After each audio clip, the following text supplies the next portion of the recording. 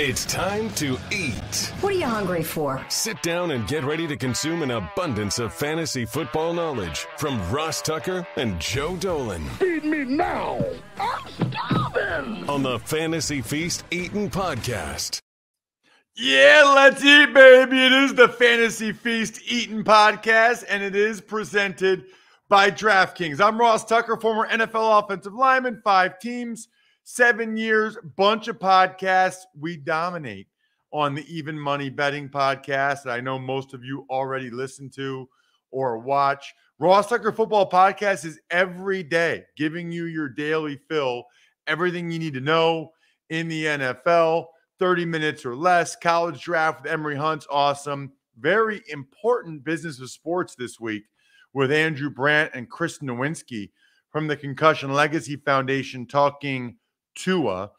And then you've got the Fantasy Feast podcast. There is no podcast that provides better stats, facts, information, and analysis for fantasy football than this one because of Joe Dolan at FG_Dolan on Twitter. I take so many notes during Joe's show or during our show as Joe talks because I'm so impressed by how much information Joe brings to the table. And so let's start with that, Joe. You got to go to fantasypoints.com, use the code 22Feast to get even more information. I'm at Ross Tucker. NFL. By the way, Ross. At Ross Tucker Pod. Go ahead. Hold on. We're also 25% off on top of that right now because the season is a quarter over.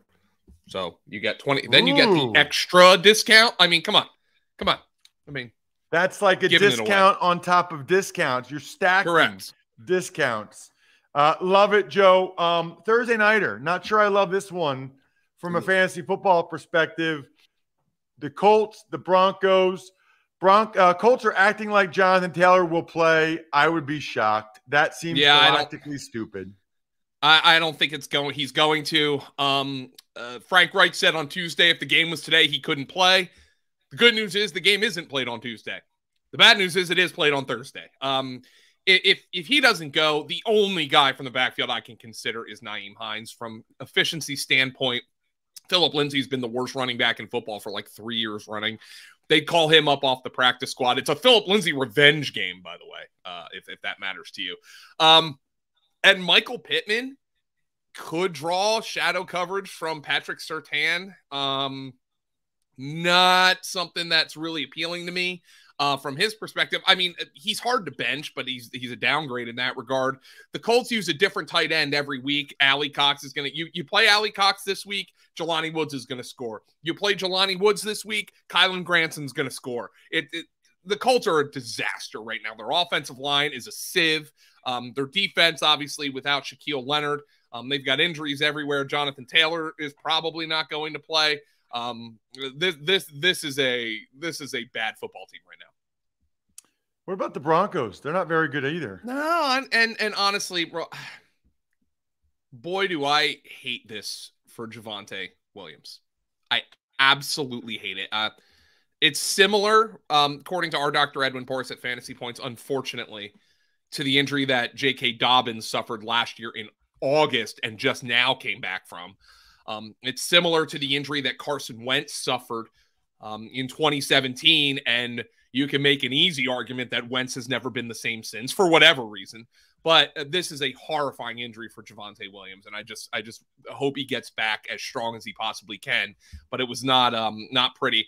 And in the backfield, Melvin Gordon has one of the worst fumbling problems I've ever seen. You can make an argument that Melvin Gordon has directly cost the Broncos their 2 losses this year, one with a fumble at the goal line, the other with the fumble 6 last week against the Raiders. So Melvin Gordon, while their offensive coordinators out there saying, hey, look, he's going to be the lead guy, and I think that's the most likely outcome, okay? I do.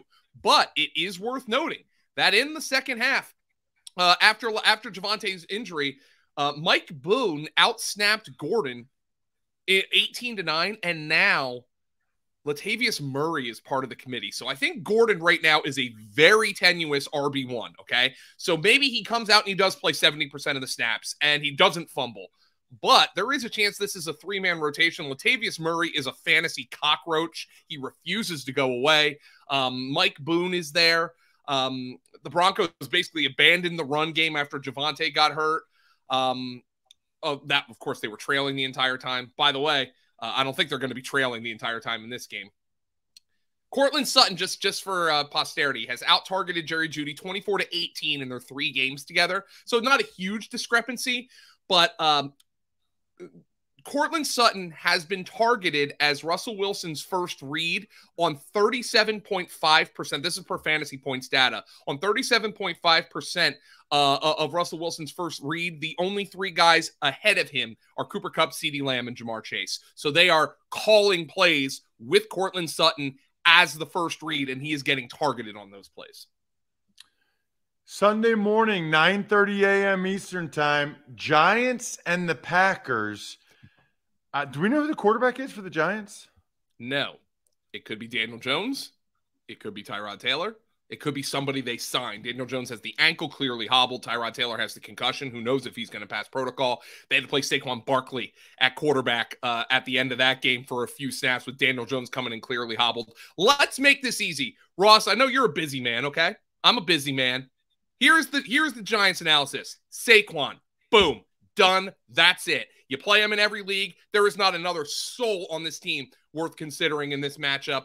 Unless, well, not in this matchup, but Kenny Galladay, no, he's hurt, by the way.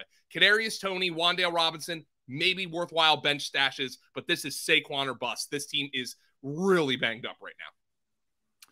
What about the Pack? Okay, so Romeo Doubs. We talked about him before the season. We've talked about him during the season. Aaron Rodgers continues to talk about him. Rodgers was on, I think, with Pat McAfee, says, he thinks Doubs and Christian Watson can be dogs in the league. Romeo Doubs ran 32 routes. Lazard, 29 routes. They're the clear top 2 receivers. Doubs leads the team in targets and first read target share over the last 2 weeks. 37.5% of Romeo Doubs' targets over the last 2 weeks have been designed for him. Just like as in get him the ball quick. That's a design play. They are putting the ball in his hands. They want the ball in Romeo Doubs' hands.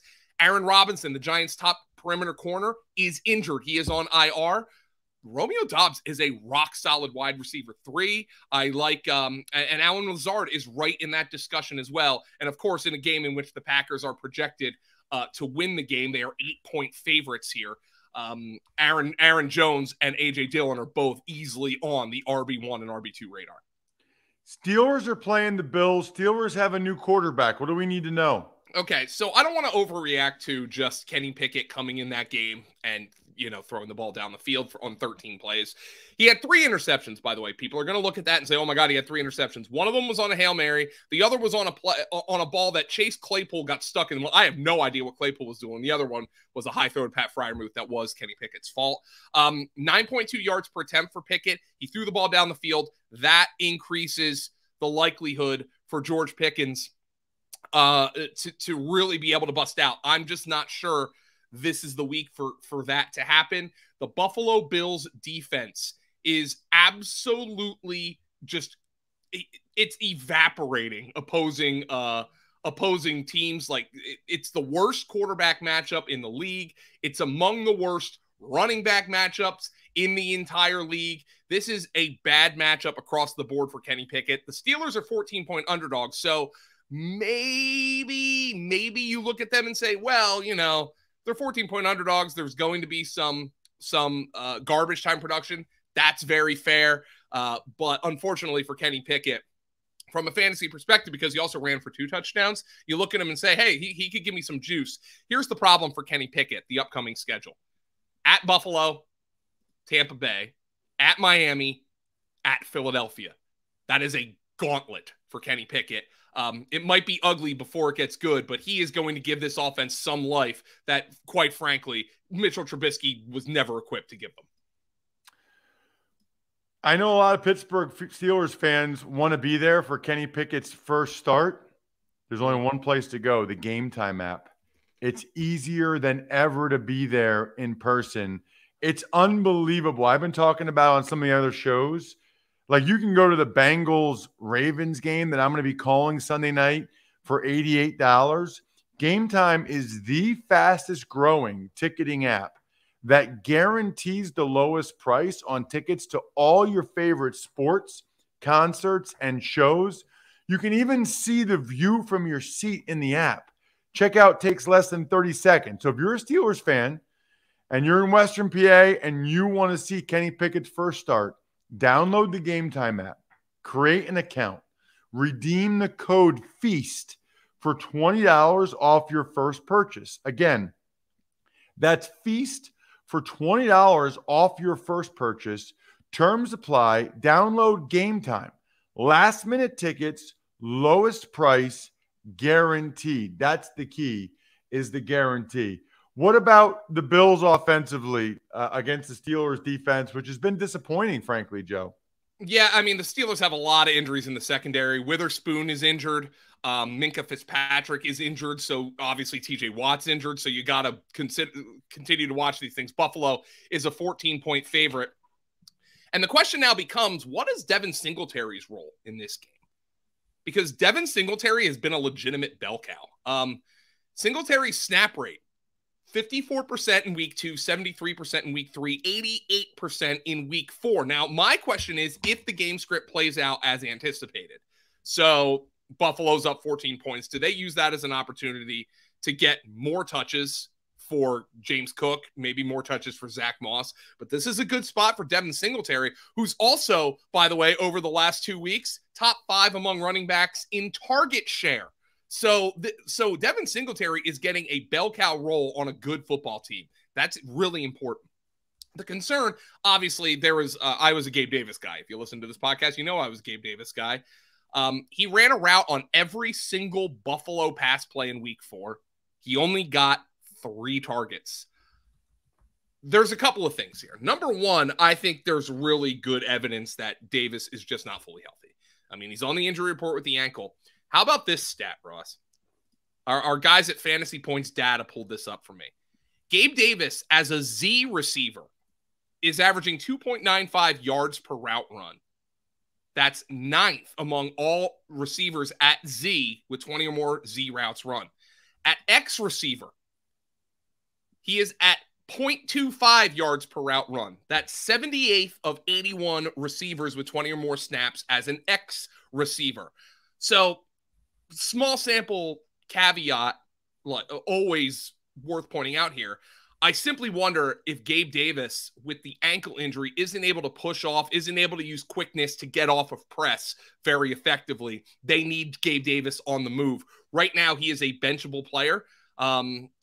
This is again a matchup where the Steelers have been giving up more fantasy production than maybe you would think. It's actually a very good matchup for wide receivers. Wide receivers average about 6 points per game more over their season averages against the Pittsburgh Steelers than on average. So it is a good matchup, but I think that's probably much more for Stephon Diggs than Gabe Davis at this point.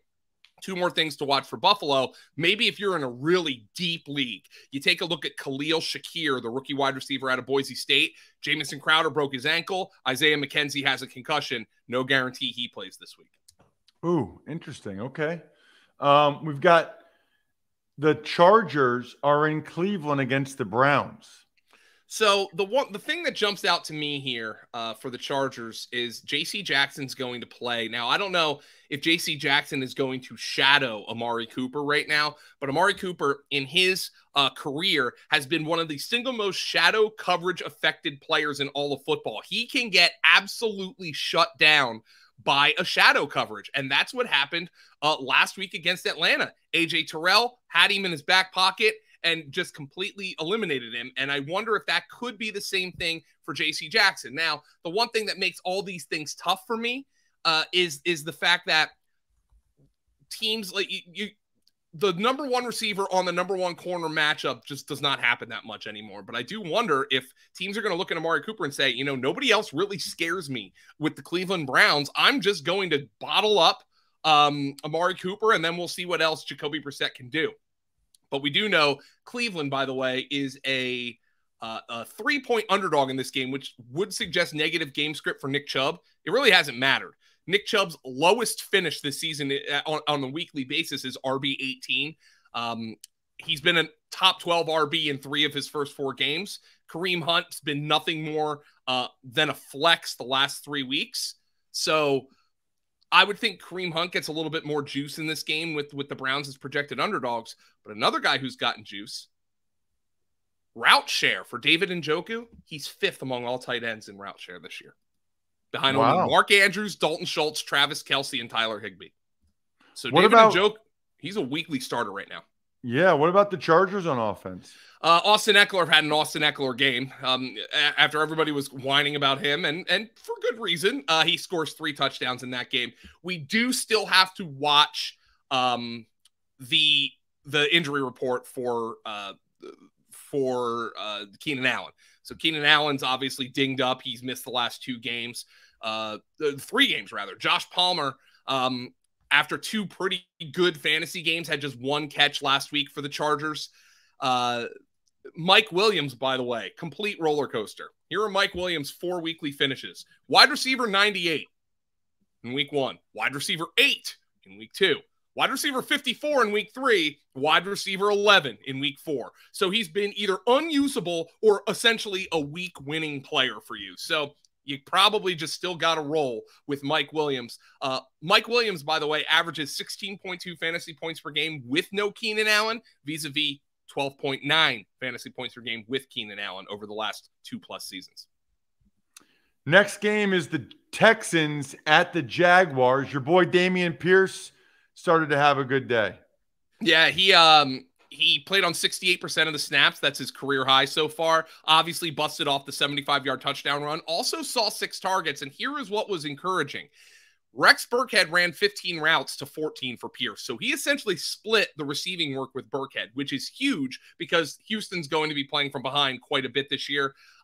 Houston is a 7-point underdog to the Jaguars in this game. The Texans are a 2-man offense for fantasy. Dameon Pierce and Brandon Cooks. Pierce is a locked-in RB2.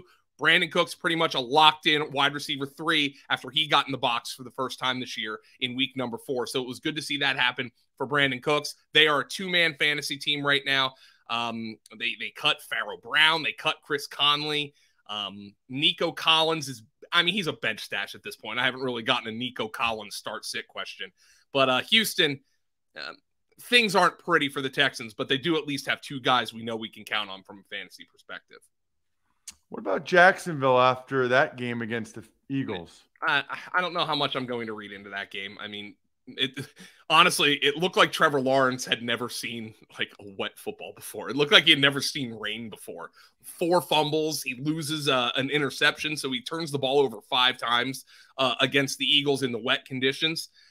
Things are hopefully for Lawrence going to be better in Jacksonville. You never know with the weather in Jacksonville how that could turn out. But with the Jaguars expected to play from ahead, obviously you would look at James Robinson as the guy here who's going to be pretty highly rostered in DFS. I think he's a strong RB2, but I remain a little bit concerned. Just telling you, I remain concerned about James Robinson's efficiency here. He had 2 long touchdown runs, I believe, in weeks 2 and 3, where he was essentially untouched. But James Robinson has been stuffed at the line of scrimmage. This is per fantasypoints.com on 61% of his runs. For our data team, he has runs that have gained just 1 or 2 yards on 67.8% of his runs. That is the highest percentage in the NFL among qualifying running backs. James Robinson right now is big player bust, and I'm starting to wonder if there is a buy low window on Travis Etienne, because I think they need Etienne's juice, and Robinson's not giving it to him. I'm not sure it matters this week, though, with the Jaguars 7-point favorites. I would expect Christian Kirk to bounce back this week. I was a little surprised. What they did was they moved him outside more with Zay Jones inactive last week against Philadelphia. I thought that was a bad idea, quite frankly. The Eagles were down to their backup slot corner because Avonte Maddox was hurt. Turns out Christian Kirk has just 2 catches in that game. Let's see about Zay Jones because Christian Kirk is much better in the slot than he is outside of it. Yeah, that's one to watch for sure is Zay Jones. That's an interesting stat about Robinson. What about the Bears at the Vikings? Last week you eviscerated Justin Fields. He made one big throw downfield, so then everybody's like, "Oh, see, look, he's good." I mean, hey, here's what I will say. Like, at least I touted Darnell Mooney because I did not think Fields would be this bad. I did not think this passing offense would be this bad. At least you're seeing, like, okay, Darnell Mooney is a pretty good player. I don't know how you feel good about starting Darnell Mooney. I mean, maybe he's a bench stash for you. Khalil Herbert or bust. I mean, there are 3 players that you can roster from the Chicago Bears right now. David Montgomery, who's injured, Khalil Herbert, and Darnell Mooney, and he's an end-of-bench guy. We don't know about Montgomery's status. I would expect that Herbert is going to be the lead back again this week, but, I mean, it's Khalil Herbert bust. This Bears offense is abominable, and they're running the ball a ton, by the way. So even as 7-point underdogs, I'll say Khalil Herbert or bust. Vikings? That guy cooks in tough SOB, isn't he? Like, yes. I mean, those shoulder injuries, they recur. The more you get them, the more they recur. And he plays with the harness, and he comes out there and he handles 22 touches. Like, I know Madison scored. Madison had 4 touches. Like, he got in the end zone on a screen on 3rd and goal from the 15 when I think they were just trying to, just pick up a couple of yards and make the field goal easier. He walks into the end zone against the Saints.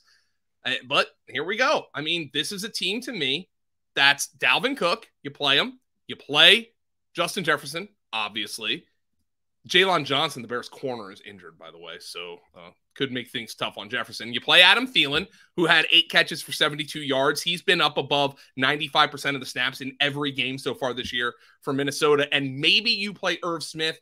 KJ Osborne is probably going to be a fantasy nuisance more than anything. Coming off a game where he scored a couple of touchdowns, then all of a sudden just 1 catch for 6 yards against the Saints in week 4. Not a guy that you can really trust, but he's somebody who can be on your bench. The Lions are in New England to take on the Patriots. They're both 1-3. They're both 1-3. The Lions are the dead nuts overiest team that I have ever seen. The problem here right now is who's going to start a quarterback for the Patriots. It could be Mac Jones. It could be Hoyer. It could be Zappy. Zappy comes in there and he leads shows a little bit of juice, shows some poise. That's a big question for the Patriots. And then the question becomes this Detroit team, which is just hemorrhaging fantasy points. Across the board. I mean, they're hemorrhaging fantasy points to everywhere, but they're especially hemorrhaging fantasy points to wide receivers. Who's the wide receiver you trust here from Seattle? From New England. Obviously, Seattle's guys got them last week, but who's the wide receiver you trust here? I don't know. Have fun. I mean, Devontae Parker, Jacoby Myers, but he's not really a big play guy.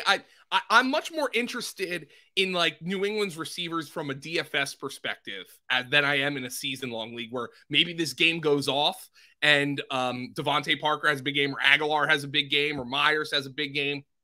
But from a start-sit perspective, not really interested in these guys. Who I am interested in for New England is the backfield. Over the last couple of weeks, last 3 weeks, Ramondre Stevenson has outsnapped Damian Harris 33-21 when the Patriots have been leading. Okay, when they're leading, which you would think is the Damian Harris role. And when the Patriots have trailed, which is the majority of the time the last 3 weeks, Stevenson has outsnapped Harris 55-30. Ramondre Stevenson is their lead back right now in a 2-man rotation. Detroit? Injury report is really important here. I don't think DeAndre Swift is going to play, which would put Jamal Williams back again on the RB1 radar.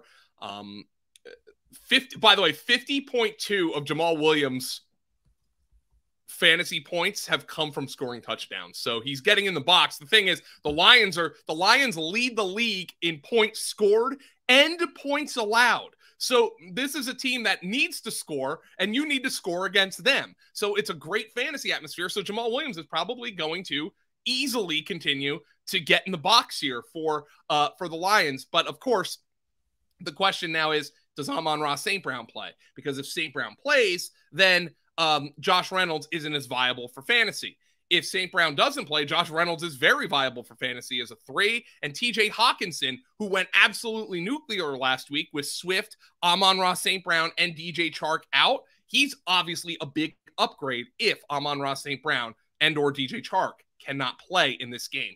Detroit is a team that we got to watch, but I just found it fascinating that Jared Goff continues to put up massive fantasy numbers, even when his supporting cast is decimated. That speaks to how much, excuse me, I just banged my desk and that really hurt. That speaks to how much, the Lions defense is struggling right now. And quite frankly, I think Jared Goff's playing pretty well. Like, Ross, Jared Goff is a player, and like, he's playing himself into a starting job right now. Like, whether it's with Detroit next year or not, there's a lot of teams, or at least a handful of teams, who could benefit from Jared Goff's play right now. I would agree. I'd also say now might be a good time to buy some Detroit Lions on Symbol, which Pro Football Focus calls the perfect blend of sports and the stock market, offering a brand new way to invest in your favorite teams and profit off their success.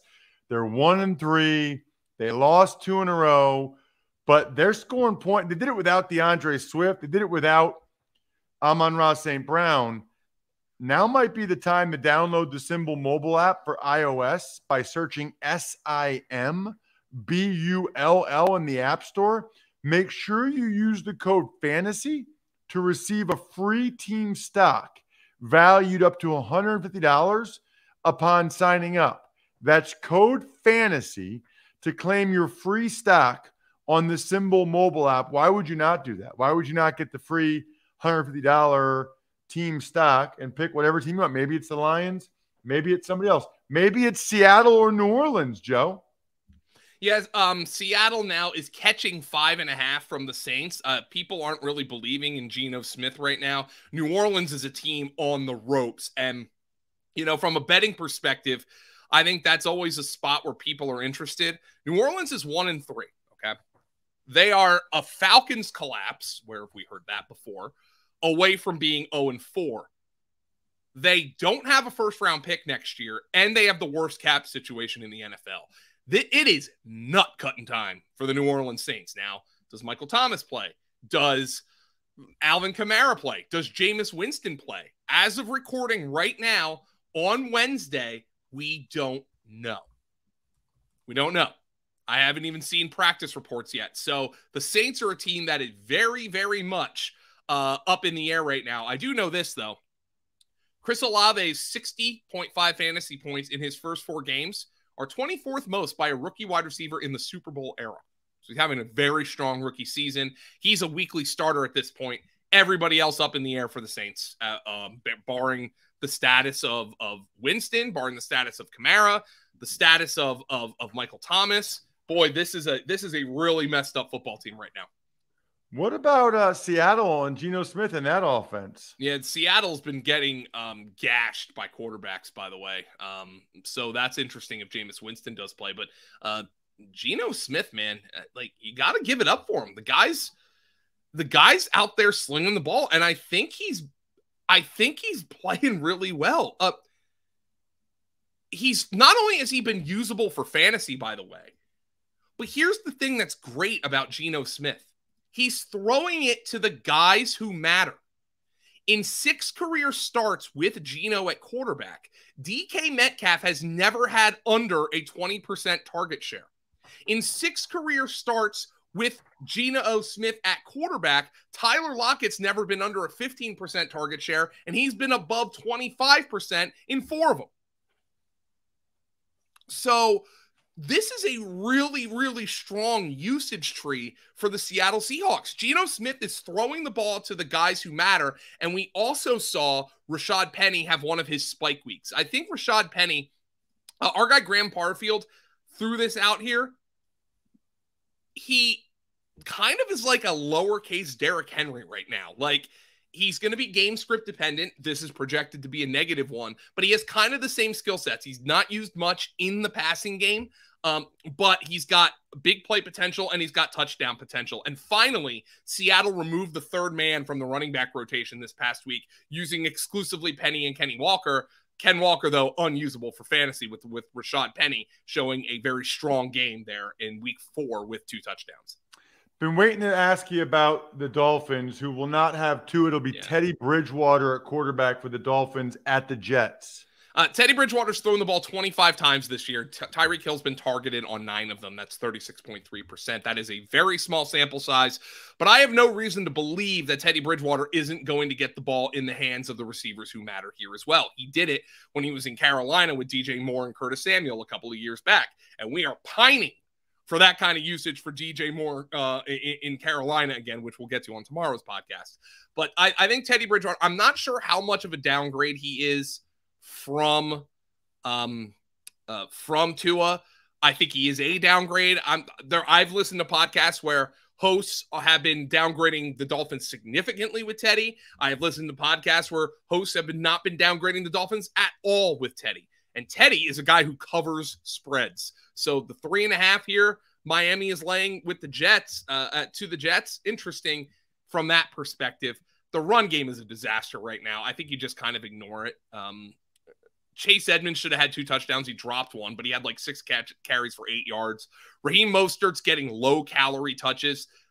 The Dolphins, to me, again, 2-man fantasy team right now. Unless you're desperate for a running back, you start Tyreek Hill and you start Jalen Waddle and let the cards fall where they may.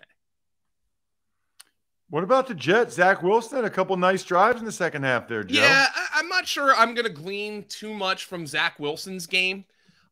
He looked, in my opinion, similar to the way he looked last year upon rewatching that game, but it was his first game back. He's been rusty.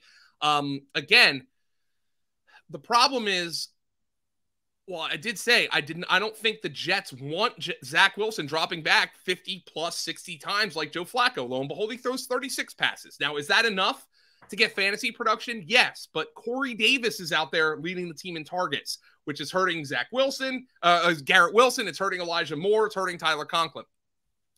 You might remember on this program last week, Russ, I know you clipped it, that I told you the single biggest underperformer in terms of expected fantasy points last year. This is Scott Barrett's metric at fantasypoints.com, and he does an amazing job. His cover boy last week was Joe Mixon.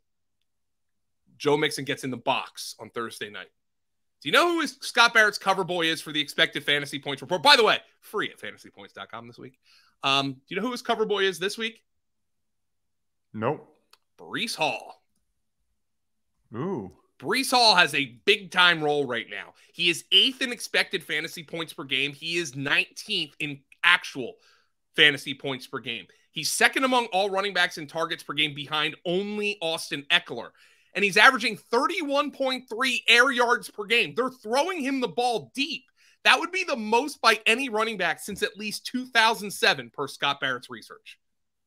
Breece Hall has an incredible role here despite a relatively low snap share. He's got a high target share. He really paced the backfield last week in every category, getting 17 carries to Michael Carter's 9. He looked far more effective than Michael Carter on his carries. He had 6 targets last week. Breece Hall, to me, is a must-start RB2 right now, and he's got RB1 potential the rest of the season.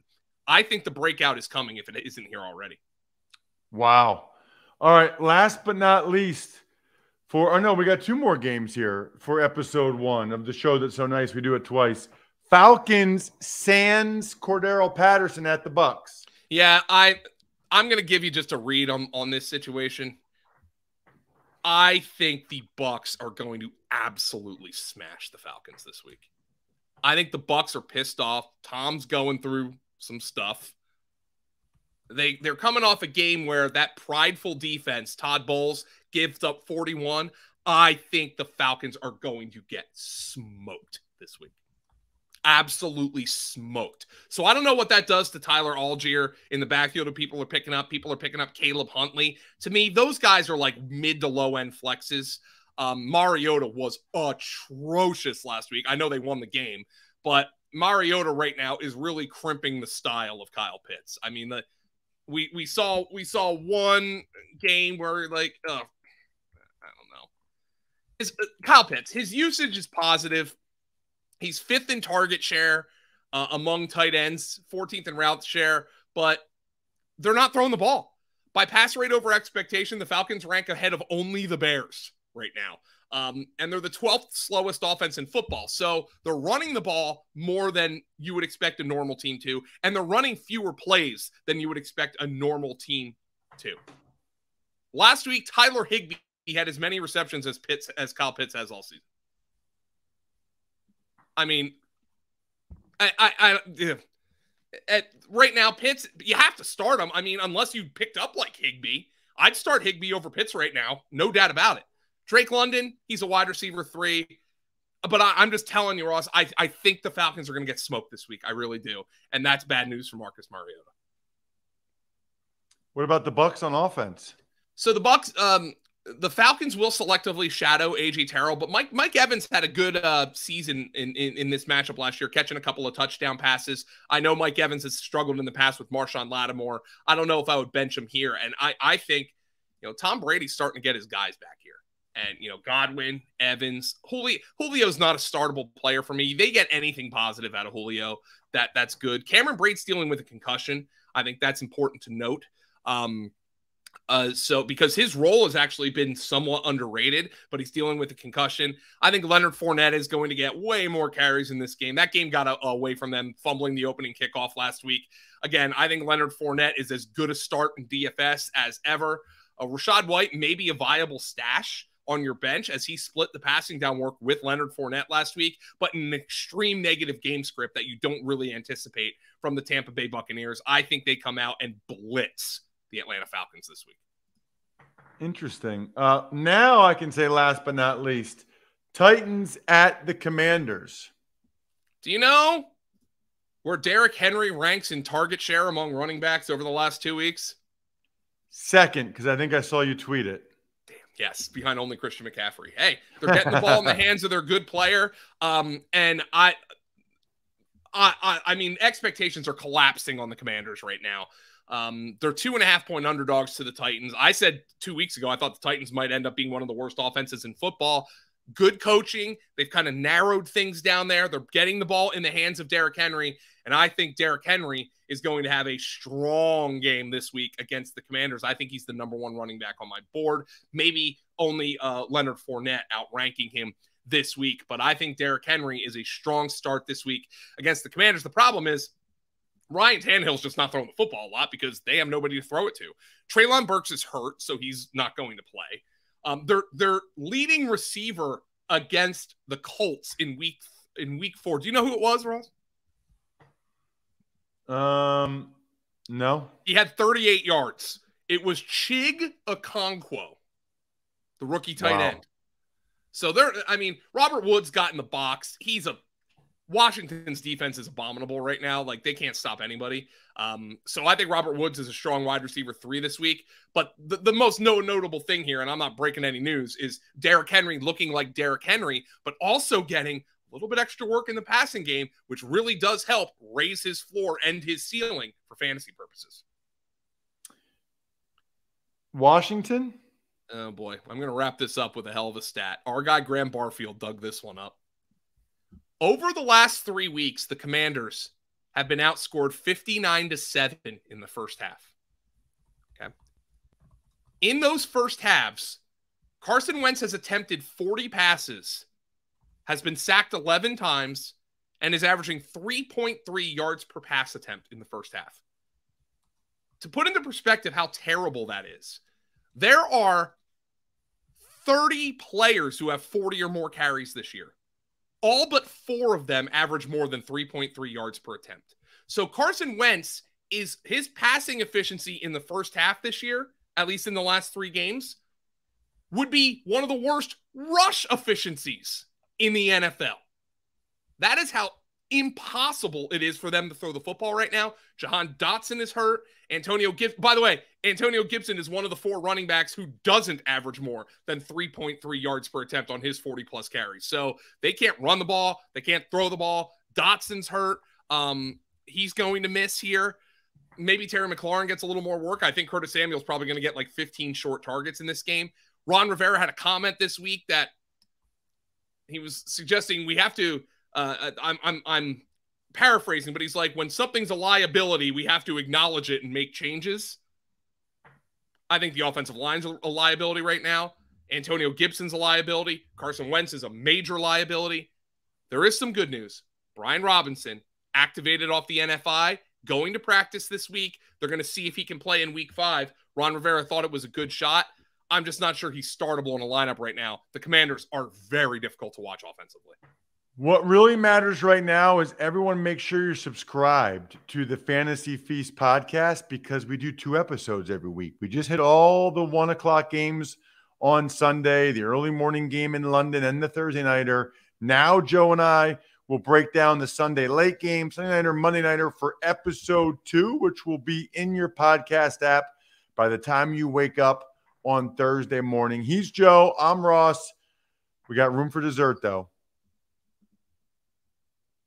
Thanks for listening to the Fantasy Feast podcast. Make sure to also subscribe to the Ross Tucker Football Podcast, Even Money, Business of Sports, and the College Draft. All available at Apple Podcasts, rosstucker.com, or wherever podcasts can be found.